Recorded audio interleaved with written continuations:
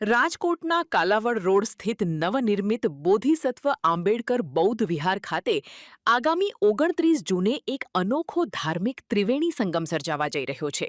ભગવાન બુદ્ધના પ્રથમ ઉપદેશના સ્મરણાર્થે ધમ્મચક્ર પ્રવર્તન દિવસ અને સંત કબીર જયંતીની હર્ષોલ્લાસ સાથે ભવ્ય ઉજવણી કરવાનું આયોજન કરાયું છે.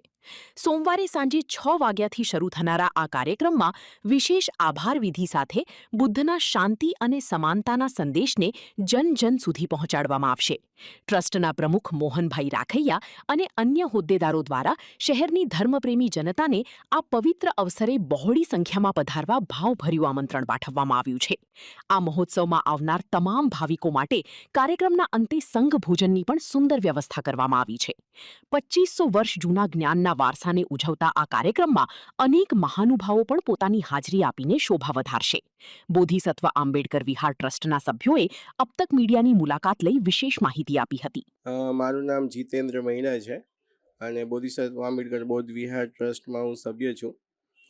અને આગામી તારીખ 29 જૂન 2026 સોમવારના રોજ બુદ્ધ વિહાર ખાતે ધમ્મચક્ર પ્રવર્તન દિન મહોત્સવ એટલે કે અષાઢ મહિનાની જે પૂર્ણિમા છે એ ગુરુ પૂર્ણિમા તરીકે આપણે દેશમાં ઉજવીએ છીએ.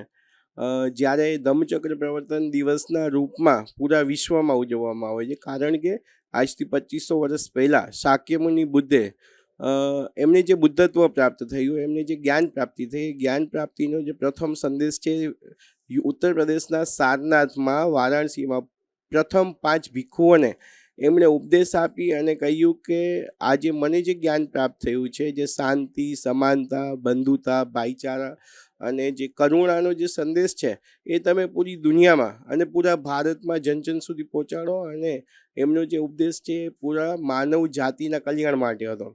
તો પ્રથમ પંચવર્ગીય ભિક્ષુઓને જે એમણે નોલેજ આપ્યું, જે જ્ઞાન આપ્યું, ત્યારથી આ પૂનમને પૂરા વિશ્વમાં ધમ્મચક્ર પ્રવર્તન દિવસના રૂપમાં મનાવવામાં આવે છે. તો અમે પણ સોમવારે 29 તારીખે સાંજે 6 થી 9 વાગ્યા સુધી આ પૂર્ણિમા મહોત્સવનું અમે ઉજવણી કરવાના છીએ. તો રાજકોટ શહેરની જાહેર જનતાને અમે હાર્દિક આમંત્રણ આપીએ છીએ કે આપ સૌ સહપરિવાર સાથે બુદ્ધનો જે સંદેશો, આ દેશનો જે મૂળ રૂપમાં જે સાચો ધમ્મ છે, જે ઇતિહાસ છે, ઇતિહાસને જાણવા માટે હાજરી આપો એવી અપીલ કરીએ છીએ. સાથે સાથે આજે કાર્યક્રમ છે એ બોધિસત્વ આંબેડકર બુદ્ધ વિહાર કણકોટ પાટિયા પાસે કાલાવડ રોડ ખાતે એ આયોજન કર્યું છે અને સાંજે 6 થી 9 વાગ્યા સુધીનો આ કાર્યક્રમ છે.